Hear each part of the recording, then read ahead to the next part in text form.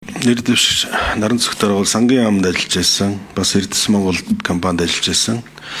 За өөрөөр хэлбэл Монгол улсын мөнгөн хөрөнгийг арвижуулах, зарцуулах чиглэлийн албан тушаалуудыг хашиж ирсэн. За таны ажиллаж байсан Эрдэс Монгол бол Монгол улсын гадаад валютын 80% оруулж ирдэг ийм олон компаниуд, төрийн өмчийн компаниудын одоо нэгдэл байгаа.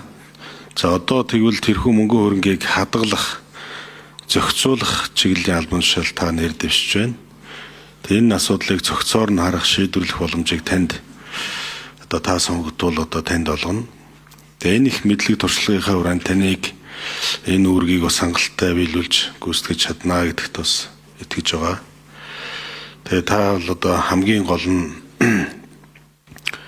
туршлагатай хүн. За Монгол банк бол маш эмзэг одоо зэг та зөв алхам хийвэл Монгол улсын хөгжил дэвшилт маш хэрэгтэй зүйлүүд урган гарна. Маш том баг байгаа тий. Мэргэжлийн баг хамт олон байгаа.